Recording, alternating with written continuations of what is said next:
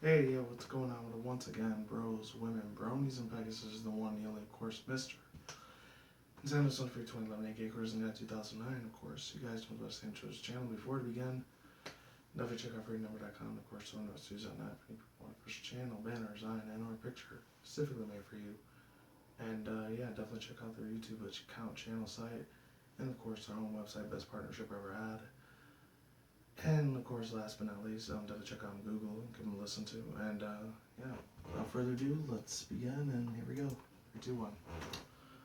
So, My Little Pony, Friendship is Magic, Season 5, Episode 9. Slice of Life. Oh boy, oh boy, oh boy. Ladies and gentlemen, you have absolutely no idea. I mean, just no idea at all how freaking epic as hell this freaking cartoon was. Well, cartoon animation's already cool as hell in general. I'm just talking about how the episode was. It's just so beast, so boss, so amazing at so many levels. It's hard for me to even begin where to explain how amazing and perfect almost this episode was. It wasn't really perfect. It was a great episode. I wouldn't say perfect.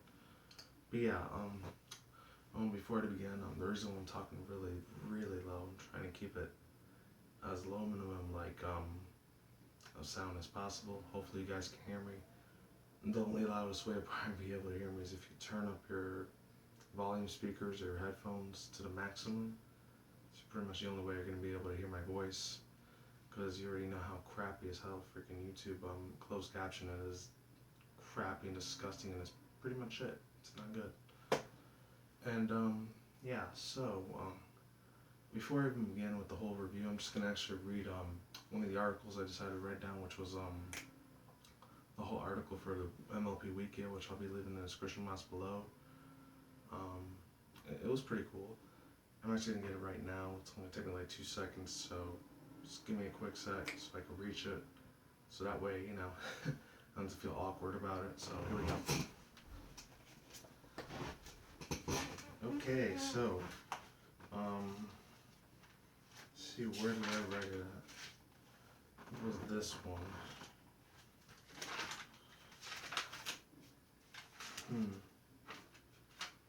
Give me 1 second.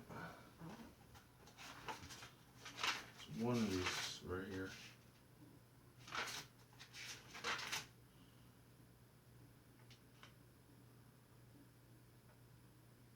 Alright, so this is the one. Sorry about that 20 seconds of awkwardness, but silence, but I had to do it. So I'm going to be reading through this. Like I said, I'll put the link to the not just the MLP Wikia, but I'll be putting the link to the official episode in the description box below. It was already on YouTube. Or if you want to go to animeflavor.com, you can watch it there, or any other place like Netflix, Hulu, whether it's free or not. As long as you watch, that's awesome. Oh, and then I'll also be leaving my reaction from Daily Motion down below. It's probably not going to be up till a couple more days, probably Thursday or Friday it might be up. So the link to the annotation might be useless there, but the rest of the links, we'll be able to see the episode and the Wikia information will still be like actually useful. So My Little Pony Wikia. Let's see. Production and development. This episode is celebrated as a landmark episode by Hasbro and its affiliate. Storyboard included in a season 5's teaser trailer briefly featured in Cranky, Noodle, and Matilda. The inside of Doctor Who's house was designed by Phil Caesar and Krista Hewitt. I don't know if it's Holt or Hua, because I remember some chick that used to be on G4 TV, her name was Kristen Holt, and then this other chick that had, like, her name was Olivia Wilde, not Olivia Wilde, but another chick, I don't know why. They just call her Olivia's Rack. I think her name was on the feed, and both of those girls were sexy, so there was another chick too. She's this Middle Eastern, like Indian, West Indian, like Arabic chick. She was really hot too, so I don't know. I doubt if it's the same chick, but if it is, good on you, you know, and the way they say it in Irish and Australian, good on you, mate, good on you, lad, you know, something like that. I watch a lot of people that do LPs. One they're Australian, they're awesome people, by the way, or British. Let's see. Okay, the music theater that played in Vinyl Scratch's headphones was arranged by DJ Snakes and Little John's Turned Down for What? Really? Okay. I really didn't see that coming at all. I seriously can tell you that for fat people. I know that whole thing last year, that whole turn down for what? That whole thing trend was really big all over YouTube and Twitter.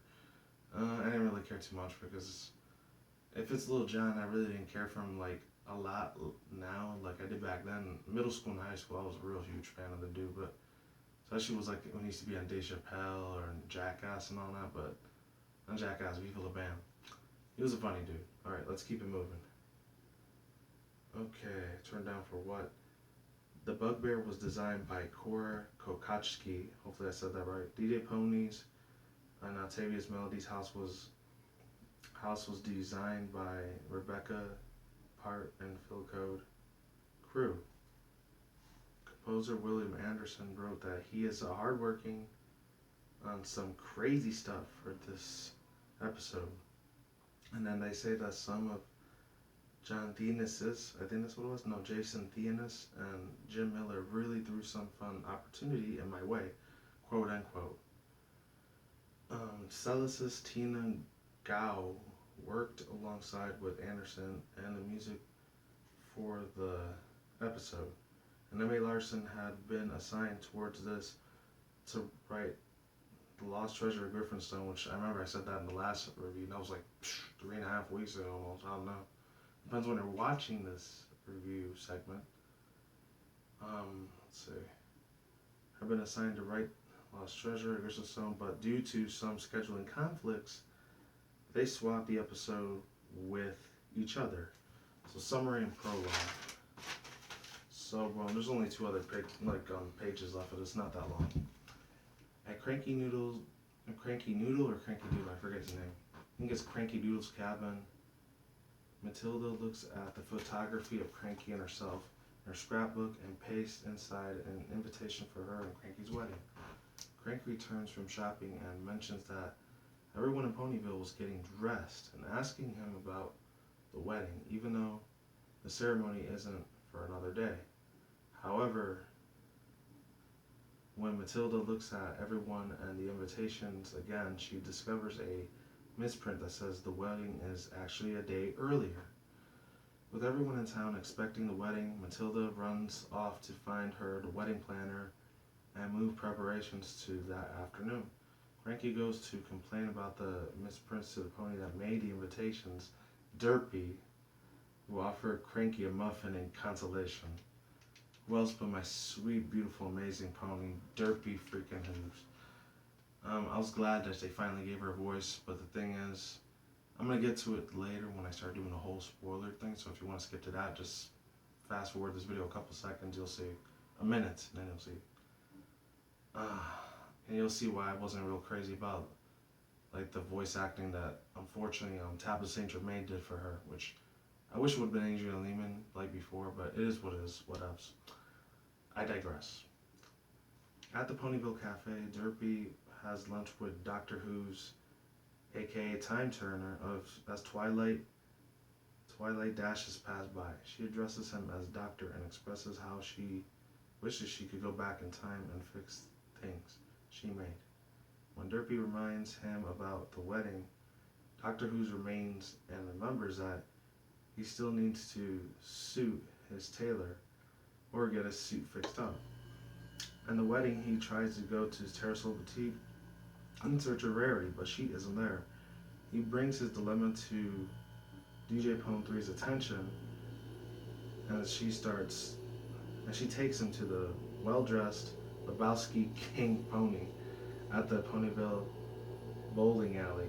The Lebowski pony agrees to tailor Doctor Who's suit if he plays as a 4th member of the pony bowling ball alley area team. Unsure of himself of the variables involved in the game at first, he eventually agrees.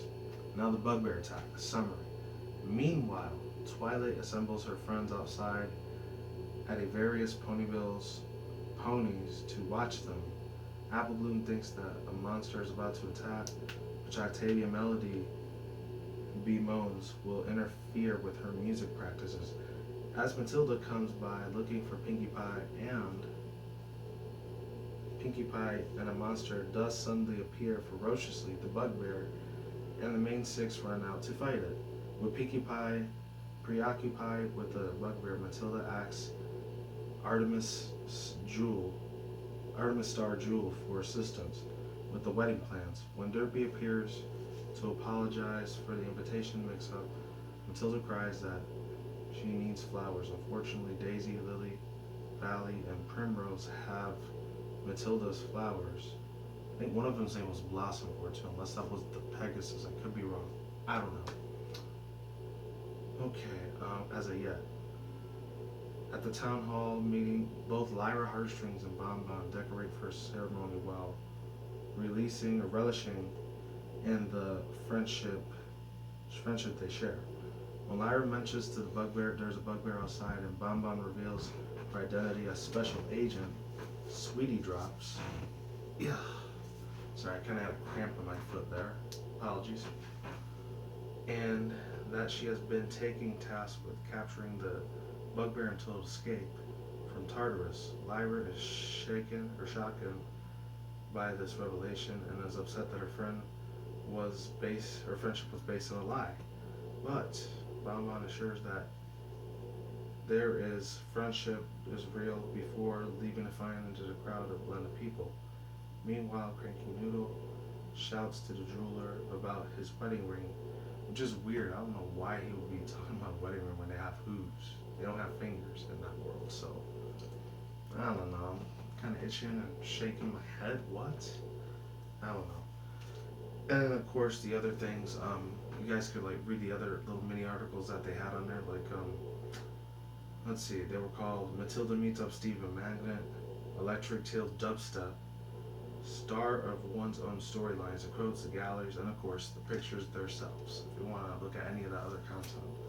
So once again, I will leave that link in the description box below, of course, and under the annotation if any people want to see that as well. Overall thoughts, views, and opinions. Before I get into the whole freaking spoilers, I just want to say that my favorites of the favorite scenes, it had to be like 10 of them at least. If I can name them off the top of my head, the first one, obviously I love that really cute little scene where Derpy Hooves, she tries to like make peace with Cranky Noodle after she offers him muffins. Fun fact, the crazy thing is they didn't name her Derpy Hooves, they didn't even name her Ditsy Doo this time. They named her Muffin. Freaking Muffin. Out of all the other names they could have gave her so much better. Hell, I would have preferred Ditsy Doo over Muffin, so that was a little bit of a stab in my heart to me. But you know, once again I digress. Same with the unfortunately terrible voice acting at Tabitha St. Germain didn't do it for her, because I was not really happy about that. I was hoping they were going to give her a quirky, clumsy, fun, sweet, innocent little like voice. But then they made her kind of sound like she had like a speech impediment, but sounded like Cookie Monster for some reason. I don't know why. That's the only downside I didn't like about that. I mean, I still liked her quirkiness. They still kept her funny little things. She even saying like, I just don't know what went wrong. They still kept the relationship with her and Dr. Who's, aka Time Turner, the same. So that was awesome. Very, very awesome. Very amazing. Very well done how they did it. Really good stuff. Okay, and then the other second favorite scene that I like, I love how they ended up making like some of the attacks that the bugbear did. I know I said this on my reaction review, if any of you guys seen it on my Daily Motion.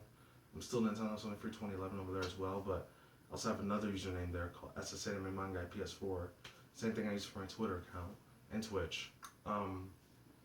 Speaking of Twitch, they're gonna have a crap ton of rivalry since, you know, that YouTube gaming website ended up coming out not too long ago. I'm not gonna get into that. I'll probably talk about that tomorrow, so stay in tune. Just stay with me. That's for another video. What's it called? Yeah, I already did my reaction on it. I said it before, I will say it again. This thing still looks like some sort of like Pokemon fusion between a Pangoro or what a Beedrill would look like if they had some type of fusion together. If you're a Pokemon fan, you know who Beedrill is, especially if you were a 90s kid like I was. That needs no explanation for you. It shouldn't have no explanation. Pangoro, on the other hand, if you're just barely getting back into the series, especially if you were a Gen 1 or 2nd Gen fanboy or fangirl like I was, then he's pretty much this big giant panda that kicks the crap out of things. That's what Pangoro is. And he looks pretty badass, I'm not gonna lie. He looks pretty cool. I still like Tyranitar more, but whatever. If I would have given him Mega Evolution, probably be looking a lot cooler. Okay, that's the two things I like. The third thing I really loved about this is like, I mean, all around I did love all the voice actors, the way they did their thing, except for 4, which was the French, that French like moisturizing massage pony. I didn't like her voice that much. Or Tabitha St. Germain, which she did on Derpy. I don't have nothing, no hatred against Tabitha St. Germain. I just was a little disappointed in how she executed the voice like that. I just didn't like it, unfortunately. That one. The other one wasn't really crazy about. It was funny, but not that cool. Was that one dude that was supposed to be like Jeff Bridges from the Big Lebowski movie with him and John Goodman? I wasn't crazy about his voice very much. And who else? They could have did a little bit of a better job on, I was going to say Arta Smith Star, but I don't really know that much about her. I thought she was like Moon Dancer from the original MLP, but I think that was a different pony. I could be mistaken. I really didn't like how they still didn't give Vinyl Scratch, aka DJ Pony, they didn't give her a voice actor, unfortunately. They could have used so many others. I'm telling you, so many freaking others. Voice actors from like the YouTube, like brony community, you know? There's chicks like No Whacking, I Look Impossible a lot, Wish Lotus, a couple other people, maybe Scribbler, I don't know if she ever did her. I know Lost Narrator could have did it. 2 other really good people, like Eiley Monty would have been really great as Vinyl Scratch or DJ Pony. And another really, really amazing one, which I know she doesn't really do YouTube videos anymore, but I'm Shadow 007. She would have been great for Derpy Who's or Glory of the Rainbow Wings, or maybe even Anna Chloe. A lot of people out there that are females that are the brony pegasisters in that community, they could have like executed her voice so much better instead of just completely making her mute like they did for Equestria Girls 1 and 2. So that's another thing I didn't like about this episode.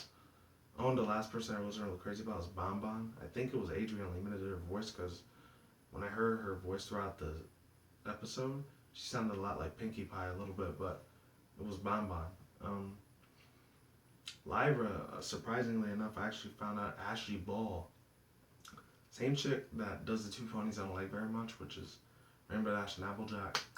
She actually did Lyra's voice, and I'm not gonna lie, she did a really good job doing that voice. I really loved it.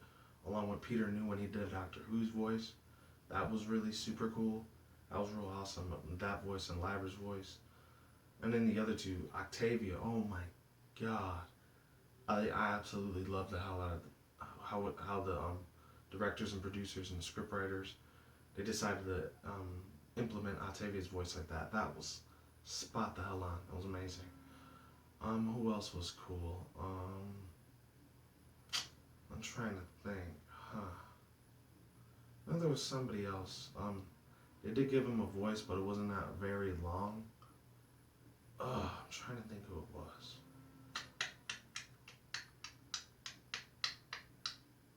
I can't really think about it right now. It's so weird. Shazia, Lyra, and Bomba. The dude that get Cranky Noodle's voice, I'm glad him and Matilda, they decided to come back to their original characters. That was cool. I'm trying to think. The other dude is really, really funny. I mean, I know he was like a stereotype gay homosexual dude, but I think something Magnet, Stephen Magnet, he was real good as his voice. So I'm glad he came back to his thing. I don't know what it was, but I think Luna and Celestia, they sounded awkward as heck when they were doing their voiceovers.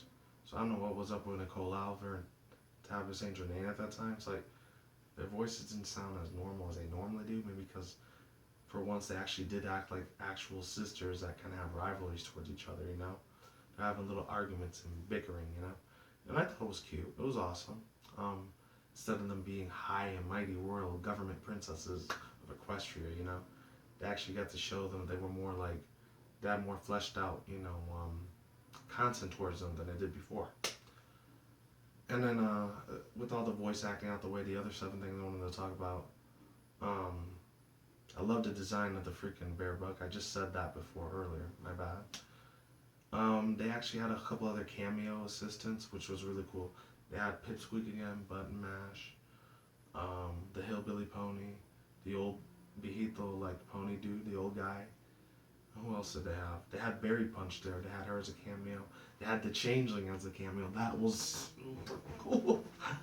That had me so hyped up when I saw the Changeling. I was thinking, oh my god, they're showing the Changeling. Please show Queen Trishalus. Please. Because you know there's a Changeling around. It has to be Queen Trishalus. But fortunately she didn't come in there. But that was cool as hell. That was another just piece of golden artwork right there. That was just another love letter to, I feel like, myself, but to a lot of the people that love the Changelings and Queen Trishalus as well. So that's about 6 or 7 so far. So the last 3 to 4 ones I really love the most about this episode was that one chase scene. Oh my god, the chase scene where they had like, not really the chase scene, but like the slow motion like dubstep orchestra ride that Vinyl Scratch and Octavia Melody, they were both like rolling down the freaking streets of Ponyville, and like they were taking everyone with them. They had so many freaking cameos in that thing. It was hilarious. Like this one scene, especially the best 2 scenes out of that thing, when they showed Pipsqueak, he had all like his ink ripped off from him, and then another scene where they had where everything came to a stop, where they actually showed like the Twi'lek, that thing that Discord made. That was super cool. And then the third scene, which was funny, there was like a freeze frame of all of these guys that were dressed as horses, but I think there might have been the directors or scriptwriters that were all posing like this. And another one was like this. And then the other one like this, which was weird. And they had all these horse masks on. It was funny as hell. And you couldn't see it. The only way you ever see it is if you went on YouTube. If you like play it very, very slowly and you pause it fast enough, you can see that freeze frame. And then the one scene with freaking Gummy. Oh my god. Oh, sweet freaking Arcee Celestia. God. Freaking Gummy. He ends up going through this like interdimensional, transmissional type of thinking of his thoughts and his feelings and emotions. Like, of how like he feels really bad of like what's going on with this wedding, how everything's gonna turn out. How he feels like he's alone and he's sad in the world because he's an alligator and he's not a pony that can't get a cutie mark. Will he forever be flankless in his own time of need? And like, and after all he's done with all that, he just licks his like eye like he normally does. So we actually even got some freaking character development for freaking Gummy out of all other characters. They should have put all the other animal like pet animals that the main 6 had and give them like thoughts and feelings too, and they were thinking about, especially with the other 2 I wanted to, the most was like Angel Bunny would have been thinking, or Owlicious. That would have been funny as hell. The other ones I wasn't too crazy about. And Spike, he wasn't here in that episode that long. I think he was only there for like 2 cutscenes and that was it, but they didn't make him say nothing. What else? And then the last 2 best final things I loved the hell out of this thing was that whole little secret agent thing. Oh my god. Secret agent Bonbon or Sweetie Drops. That was funny as hell. I think the thing is though, what the weird part was is that I think that actually came from like a fanfic or something like that, which I was completely totally unaware of. I had no idea that people made like some weird ass pony persona of Bonbon being secret agent Sweetie Drops or secret agent Bonbon. So obviously the 2 big references there was like that Mission Impossible franchise with Tom Cruise, and then the other one which was like 007 James Bond type of thing. So that was super cool. I like that. I gotta give credit where it's due. The directors and the script writers and story writers, they went balls to the wall with this thing. They just went all out and pretty much just gave us the fans, the bronies and the pegasisters of this community, of this fan base, everything we've always wanted. It's finally come to light. Finally. And then the last final thing after that, I thought, well, my own personal opinion was the best thing that they actually showed was, oh man, it's gonna be kind of weird. It was gonna be the Big Lebowski thing, but at the same time, I was like, I watched it a long time ago. Like I said in my reaction review, I did watch it as a 90s kid, even though I was supposed to, I think it was like PG-13 or rated R. So as a 7, 8-year-old, they had a lot of adult humor in that thing I didn't understand at that time. I mean, I do now, but back then I didn't. What else? That one scene when they showed Derpy, who's, oh my god, with the doctor. I thought it was a cute, adorable scene. Like the one part he says, "How do I look? Like a million bits." That was cute. I like that. But the other one that was even better was, besides the firework flowers, those were cool as hell.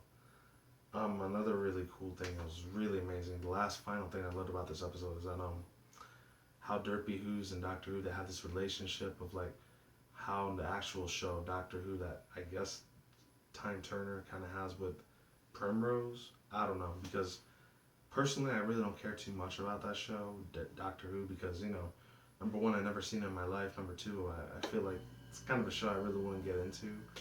Even though I do like a lot of science fiction stuff every now and then, that one, I just never really got too much into it. I was more into like Walking Dead. It was that live action show, that one, Marvel's Agents of S.H.I.E.L.D., and a whole other couple live action shows like the Goldbergs, Fresh Off the Boat, and then another one, Modern Family, and that was it. That's the one thing I was kind of like into as far as live action goes, Everything else I really don't care too much for as live actions.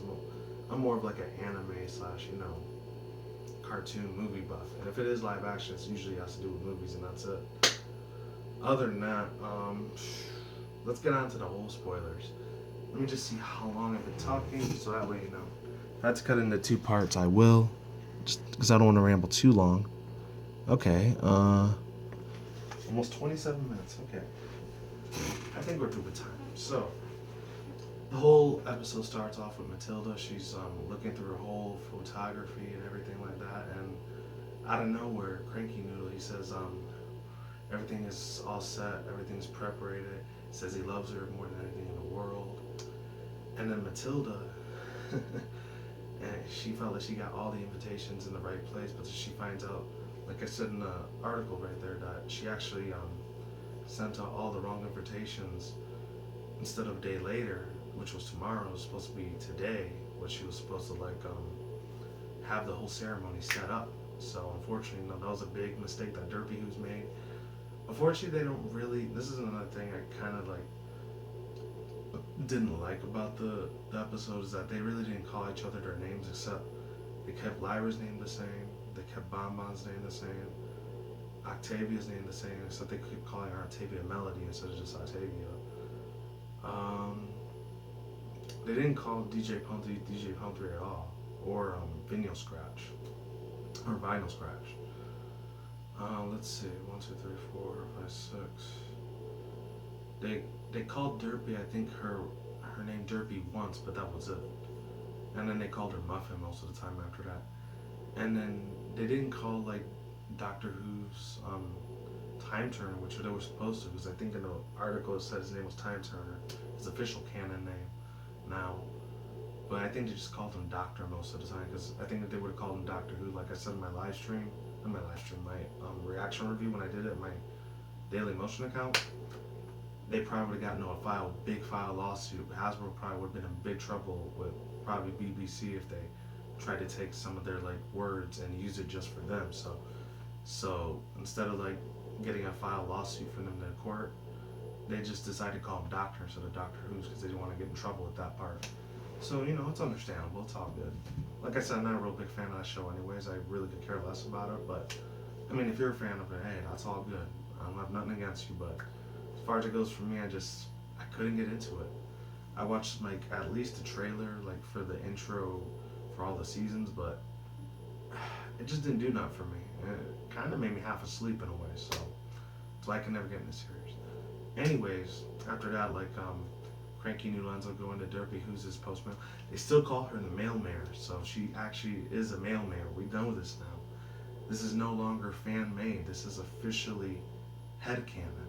The continuity is real, the pacing's real, and the freaking storytelling is officially real, ladies and gentlemen. Bronies, pegasisters. Make no mistake and doubt about that.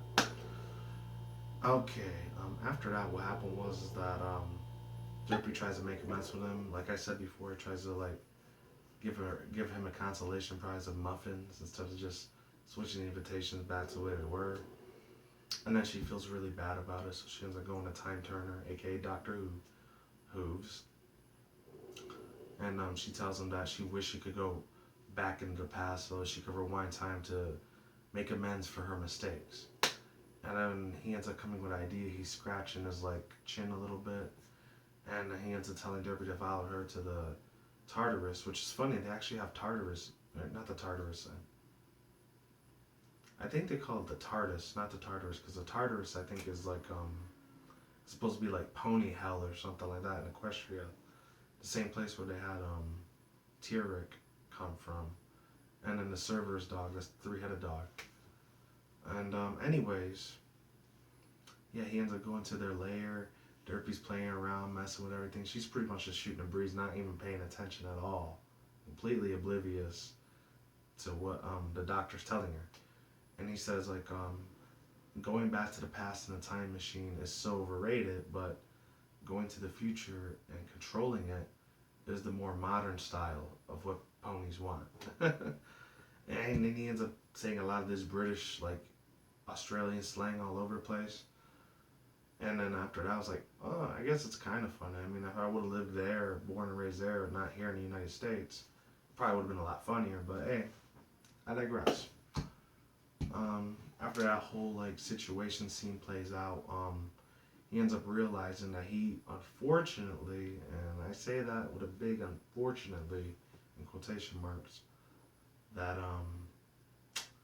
he ends up forgetting to get his tailor-made suit, like his little like fancy tuxedo suit. He forgets to get it like all fancied up and completely tailored and fixed up, you know, fresh to death type of thing, to make himself more presentable in a way. So as a businessman, or a business cult, not businessman, because that was humans, not ponies.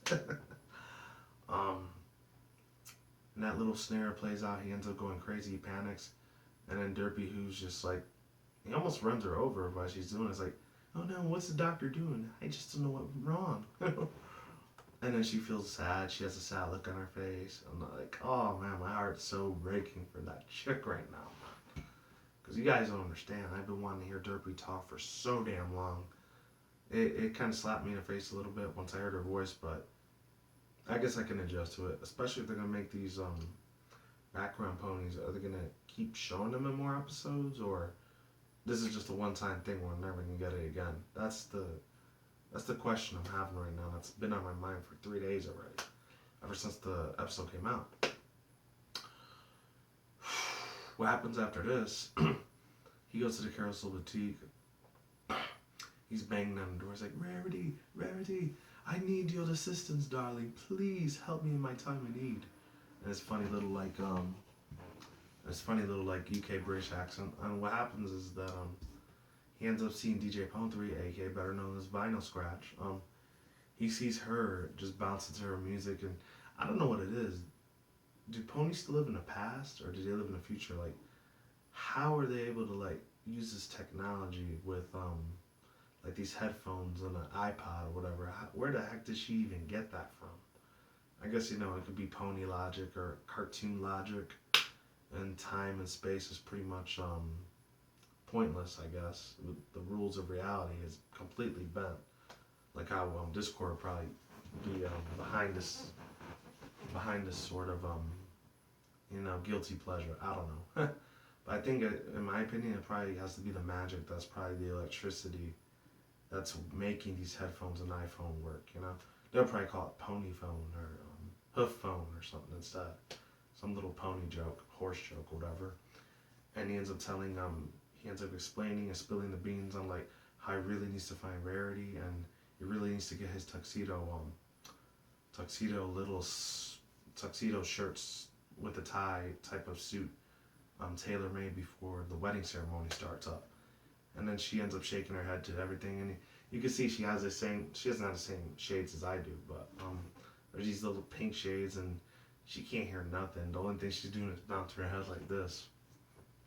And then I found out, like I said before in the article, there's that one little scene in the song that she's listening to. It's actually from, like I said, Lil Jon's and DJ Sync's song that was big last year.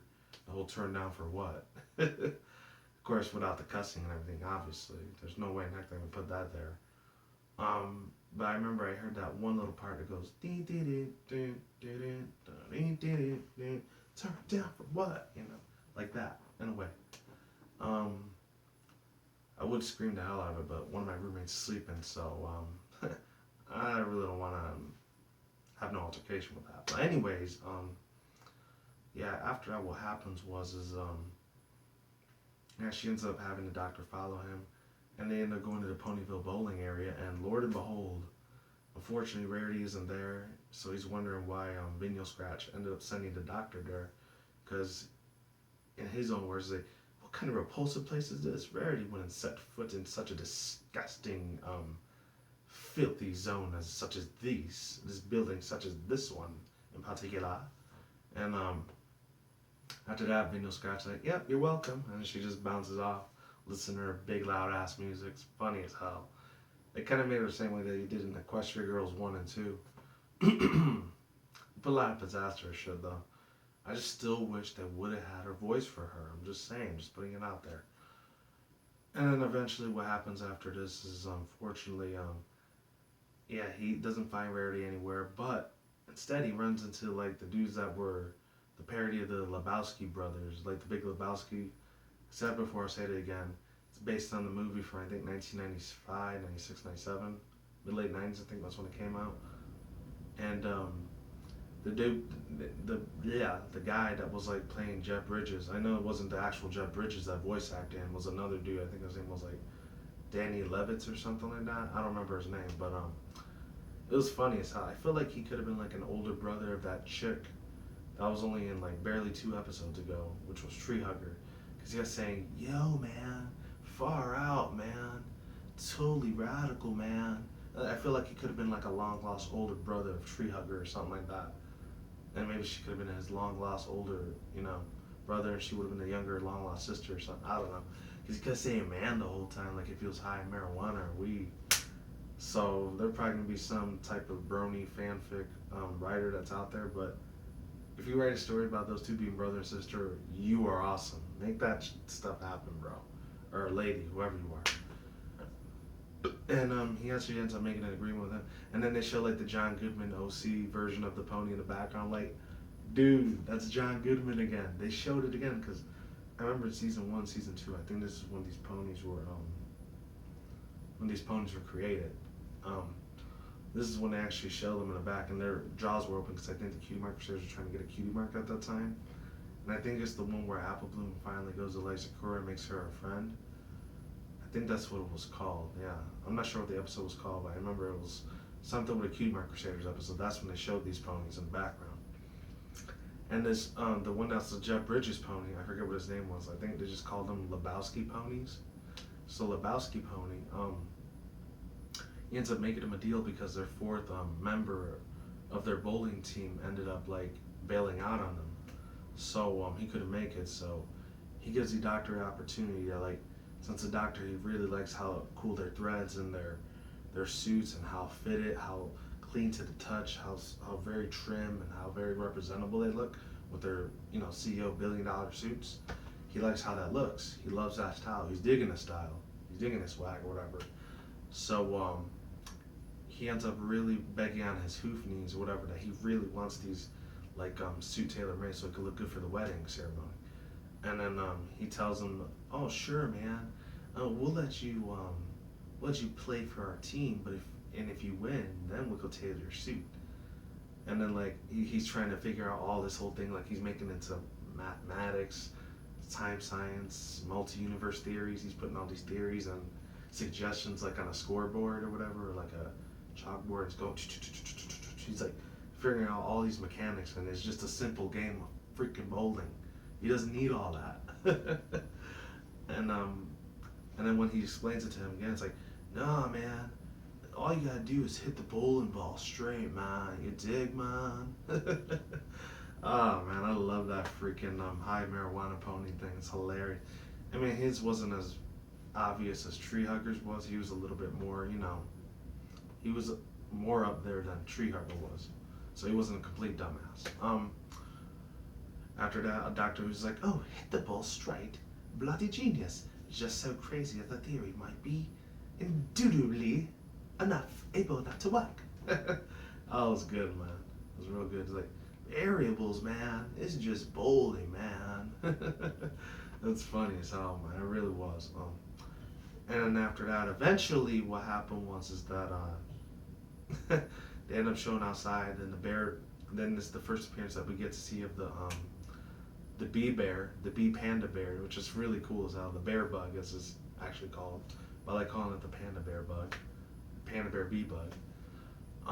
What happens was is that they're showing the main six fight them. We really didn't even see the main six at all in this episode, which it's actually good. It's kind of a breather of since we see them so many times in so many other episodes, like it's actually good for once that the background ponies get their, their 30 minutes of fame and they finally get the attention that they deserve. So I'm glad that the writers didn't really focus that much attention on the main six in this one, even though I still love Pinkie Pie and Rarity a lot. It was a good time to actually show the main six. Not show the main six as much this episode, because this was more focused on the background ponies than it was on the main six, which is great. Of course, that was the whole intensive purpose, all the intensive purposes of this episode that was trying to get this point across. And then after that, what happened was you could pretty much see there's a Cue Marker Crusaders, and you see Pip, Squeak, Button Mash, Snips and Snails, even though they were kind of like side characters, both biceps. And you see Big Mac and Jerry Lee together, so that's pretty much, it's 100% confirmed that they're boyfriend and girlfriend now. It has to be. Why wouldn't it be? And then who else did they show? Mr. and Mrs. Cake, and then their kids, Pound Cake and Cupcake. Fruitcake, I think. I don't know what their name was. It's been like 3-4 years already since they showed that episode. Out of nowhere, there's this little suggestion that Appleblue's saying, like, what do you think they're going to be doing? Because they showed the main six for a little bit. They're trying to devise a plan or to try to take out the evil monster that's the panda bee bear that's trying to attack everything. And then Applebloom says, oh, this might end up ruining the concert of all things. Like, what do you think they're gonna do, Sweet Bill? I don't know, Scootaloo. And said might end up ruining the wedding plans. And then out of nowhere, this is where the golden point. I just fanboyed the hell out when I was doing my reaction to this before last week, which was about 2 days ago, maybe 3 by now. When they showed Octavia Melody when she was talking, like, oh man, she's like, are you seriously thinking that they're going to ruin my wedding ceremony musical? Blast! Oh man, it's beautiful, man. I love all the little British slang that she uses. I don't remember what she said, but it was really cute as hell, man. Octavia Melody said they did her so damn right, man. They really did. She isn't even one of my favorite ponies either. She's like kind of in between how Twilight is with me, And then what happened was that the crazy thing was about it. I thought I heard some weird fly noise. I hope it wasn't. She gets all pissed off. She ends up going back to her cottage because she wants to train and try to practice some more in her wedding ceremony musicals, because she's still a cellist, or she's still a musical performer, aka a celloist or something. I'm not even called there, because I call violin violinist, but I don't know if they call it cellist or celloist. I don't know. I'm not really familiar with the terminology with that type of thing, but she gets all pissed off. She gets all these moody eyes, and then what happens is that they end up showing Cranky Noodle out of nowhere. He ends up arguing with one of these jeweler guys that say he needs the wedding ring to be done ASAP instead of tomorrow. He needs it done today, right the hell now. And he can be an asshole sometimes, but he's a donkey. So in a way, they're kind of portraying like what a donkey's personality would be. They're always grumpy and kind of a dipshit sometimes, and in a more respectable word, probably very cranky and very not narcissistic, but very moody all the time. That's the most professional word I could give. And then after that, they cut to another scene where they show I don't know if this is it or not. I forgot if it was the Lyra and Bonbon scene that comes up next, or it's the Derpy Who's with Matilda ends up saying I think it's the part where they showed. Yeah, I'm gonna go with that one first. And after that, you know, Derpy Hoof, she ends up apologizing to Matilda that she ended up getting all the invitations wrong, and she's hoping to make amends and makes it up as an apology so she can make up a special gift for her, so she can forgive her. And then Matilda ends up screaming out of like her top of her lungs, like flowers, and then like she ends up looking over at the other Lily ponies or whatever, which was it was Primrose, Lily, and Blossom. I guess I don't know what they're called. Um, and they're really emotional, crazy ponies, and like Derpy Who's ends up saying if you have any certain particular flowers like petals or sunflowers, and then all three of them was like, no, they're all gone. The horror, the horror. And then after that, one of them gets really, really emotional. It's like, oh my god, one of the zinnias broke. Oh my god, why did they break? No. And then like they all faint on the floor, and I'm like, what the heck is going on? Why do they always panic every time there's like a monster that's gonna attack? I mean, I understand it's scary, but you thought rarities over dramatization was bad. These three ponies definitely take the cake. And then what happens after this is I think this is the part where Matilda, I don't know if it was before or after this, Matilda ends up talking to this chick because she really wants Pinkie Pie to like fix all of her party plans, but you know, since she's busy with the main six fighting the bugbear, she can't do that. So she ends up going to this other pony, which I had no idea who this pony was at all. Her name was Artemis Star, or Artemis Jewel Star. I don't know what it was, but yeah, she ends up going up to her and saying like, oh, I used to be all the preparations before Twilight Sparkle came to Ponyville. I was the top leader before she took my place. She kind of says in a little bit of a bitchy attitude, but she's still cute. And then she's still cute as what she's doing. She kind of reminds me of Trixie a little bit, but she kind of looks like Lyra a little bit too. She's a unicorn pony. So yeah. After that, what happened was she ends up getting all scared after this big giant like. I think after one of the bugbears, he hits all the main six and he slams the crap, the freaking BS. He slaps the mess out of freaking Rainbow Dash really bad, and he hits her so hard to one of these houses that it just splits in half and explodes. It's like, whoa, okay. Are we going back to like Dragon Ball Z pony thing or whatever? I don't know. And then she ends up saying to Artemis Star like, let's just go back to the massage parlor before everything ends up crumbling in Ponyville. Before that gets flattened up. I think that's what she says. And speaking of which, let's see how much time I was talking. Hold on. 48 minutes. Oh my god. I'm trying to do this at least 7 or 8 more minutes, so 55 minutes might be the longest there. If you're still watching us, thank you very much. I appreciate the support, the love. You guys, my main subscribers and viewers, you are awesome as hell. I can never forget you. Forget you guys. Not forgive. I love you guys. You make me keep wanting to do more videos, even if it's just 10, 20 views. Best guys ever. I'm telling you, you guys are perfect in every single shape, way, or form. But other than that, what happens was, yeah, they end up running to the thing. Derby Hughes makes the apology. Then they end up like chilling where a certain old school sea monster, the one that Rarity ended up helping in the past for the second episode for season 1, when the whole Nightmare Moon thing was going on. Literally when the show just barely started, way back in 2010. Yeah, they ended up showing this dude again, which was Stephen Magnet. I didn't even know he even had a name. I thought it was just Sea Monster, or better known as the funny little like gay homosexual type of like dragon or whatever, even though they don't say that because, you know, it's a kid show, but it's still funny as hell to see it anyways. I still like how they did the voice actor for it. It's still funny, still made me laugh regardless. It was still decent. What happens after this is that oh man, she ends up getting in like touch with Stephen Magnet. He starts introducing himself to Matilda, and then Stephen Magnet ends up saying all these like adventures and a lot of heroic tales and a lot of amazing journeys that him and Cranky Noodle went through before, when he was still searching for Matilda for almost 60, 70 something years, I guess. I don't know how years work in Equestria. They could be into weeks or months. I have no idea. Other than that, what happens is that Matilda starts crying. She's really happy that Cranky knows gonna be her soon-to-be husband very soon. And then it's funny because that like little massage French pony, she starts saying, "You needs to relax, dear. You really needs to relax. Like you just all your troubles and worries should be in the past, darling." You know, it's real funny. Kind of sounds like photo finish a little bit. I'm surprised it didn't show her in this thing at all. Just weird. They should have showed like Coco Pamel or Silver Dollar, like how they had in season 4.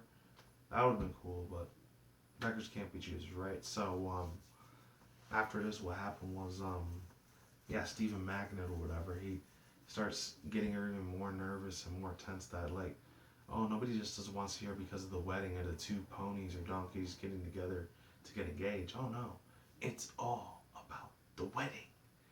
Of course, he says it that way, but he's like, oh honey, that's all water under the bridge. Wedding is everything. And it's hilarious as hell when I heard him say it like that. And she's shaking. I'm surprised she wasn't crying or anything. I feel so bad for her too because, you know, this is Matilda's special day. And it's funny because they have shown the background of Matilda a few times. I think I saw it about a couple episodes already. And seasons of the past. So season 3, 4, and 5. After this little conundrum of events happened, they finally show Lyra and Bon Bon. They're talking to each other, they're laughing, they're being best friends, the bestest friends that they could be. And yes, they're only friends. It's not how a lot of you guys in the brony community and the fanfic community part think, oh, they're lesbian ponies, they should have a lot of sex like Rule 34. You know, hell no, of course that wasn't going to happen. Just like with Vinyl and Vinyl Scratch and Octavia. Of course there's no way in hell that's happening. But anyways, yeah, they show both of them talking, and then just the skills that Ashley Ball brought to the table was Lyra, freaking phenomenal, flawless, perfection to the T at its fullest. And yeah, what happens is she's just really happy that Bon Bon's one of her best special friends in the world, and then after that, what happens is Lyra ends up saying that oh no, it's not just no regular like evil monster from the Everfree Forest. It's actually like this bear bumblebee monster, panda bear bumblebee monster. And then out of nowhere, Bon Bon starts panicking. He's like, "Did you say bumblebee? Oh my god, did you see bumblebee panda monster?" And then Lyra's like, yeah, why are you being so weird?" And then she has to explain that Bon Bon wasn't a real name the whole time. She was Agent Sweetie Drops. And I already went through that whole thing already, so I'm not going to repeat myself on that. But the thing I will say is, I still love that little cameo of her trying to be like Tom Cruise in 007, Mission Impossible. She opens up this little briefcase of all these gizmos and gadgets and Masters of Disguise type of like laser beam cannon weapons that are in her suit. That was really cool as hell. The only part I feel bad is when Lyra says, "So all this time our friendship was a lie." She ends up going Incredible Hulk right there too, like Flutter Hulk. Damn. And she ends up making a whole bunch of statements. So like, after all the candy we had, all the ponies we met, all the benches we sat on, you do this to me? And I like that little part where she ends up mentioning a lot of the fandoms thing. How about all the benches she sits on? That was really funny. I like that because I thought they were going to make a joke about her having like a fetish with humans, but they didn't. So, you know what, that was okay. I can let that slide. You know, I understand why they don't want to do that.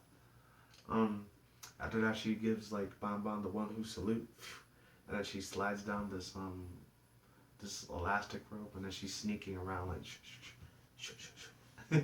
She's doing like some Solid Snake stealthiness in that thing. And then after that, what happens is they finally go back to Vinny and Octavia. They're playing their music. Octavia's still trying to figure out how she wants to play the wedding ceremony because she doesn't want to sound bland or boring or predictable like other weddings would be. And then Vinyl Scratch wants to help her out. She's pondering. She's like, I got it. She didn't say that because she's a mute in this thing.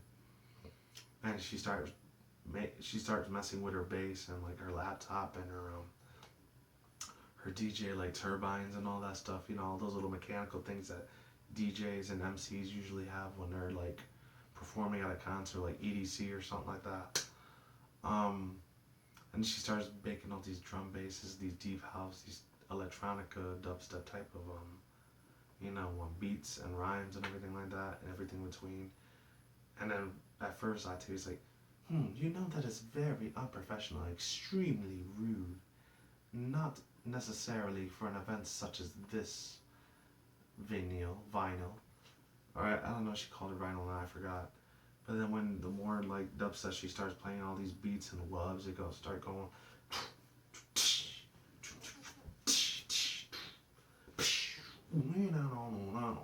stuff like that. Generic dubstep like that. Because I listen to that sometimes on the weekend, so I kind of know how that is a little bit. Anyways, what happens after that? The crazy thing is that they start like making this perfect, beautiful music. They start going in sync with each other. She starts bringing her Beethoven, Mozart, Michelangelo type of like old school, like ancient Shakespearean type of music. Her 12, 13, 1400s type of music to vinyl's music, which is the modern day like stuff that a lot of teens, maybe a couple college, 20-year-old something students like. She starts bringing that like that hype club, electronica, deep house, dubstep, grime type of music, to trance style thing. And then she just completely just goes boom. She just goes ham on it, dude. The freaking beautiful music that they combine together is amazing. And then like she starts having these mood swings, and they start showing her like she's about to like gain another cutie mark for Octavia, and then DJ Pone 3 aka Video Scraps looks like she's about to attain her own cutie mark. And then they start making really crazy music, and they almost break their instruments in pieces. But she says, "Wait, we have to keep playing this outside before the wedding starts." And then out of nowhere, the freaking bass cannon, dude. The effing bass cannon comes into play. That was sick as hell. Bass cannon's canon now, literally. The bass cannon is canon, just like Anchor said in their live stream. Let me see how long I've been talking. 52 minutes. Okay. Try to wrap this up for 4 more minutes. I don't want to keep you guys here too damn long. Let's see. Another thing was, they start going all over the streets. They start, like I said before in the article, they start like riding all over Ponyville streets. They pretty much go all over the place. Everything's in slow motion. Like I said before, that still frame of the script writers, the story producers, and everyone else in between. They start like they pose for this camera. They're in a horse mask in real life, so that was funny as hell. That's a funny little Easter egg they decided to hide in that freaking episode. I gotta give credit you. That is a very sneaky thing you did, Hasbro and DHX. Very damn sneaky, Mr. Larson, McCarthy, Mr. Daniel Ingram, and the rest of you story writers out there. Very well played. Well done. Okay, and of course all these other things start coming into play. The other two things I really like, I love how they show Berry Punch with her little drunken like barrels of berry juices and everything. That was really funny as hell. And then they show the hillbilly dude like he's getting thrown away, along with Mr. and Mrs. Cake and their kids, and then the rest of all the background ponies and the side character ponies out where they're just getting thrown off after the whole Twilight Corn like amulet thing hits everything, and it trips over the entire base, and everyone's flying like hell. It looks like they're all about to die, but they actually live, believe it or not. And then that's the whole scene where Gummy gets in a train of thought, like I was saying much earlier in this video. Like, what is the meaning of life? Why can't I have a cutie mark? Why are all these ponies so lucky to have cutie marks and friends? He gets in a very deep trance, yoga way of thinking. He reaches his inner chi. I don't know. After that, they all fall into like the townhouse, which they all sit perfectly on, and then the cake goes perfectly.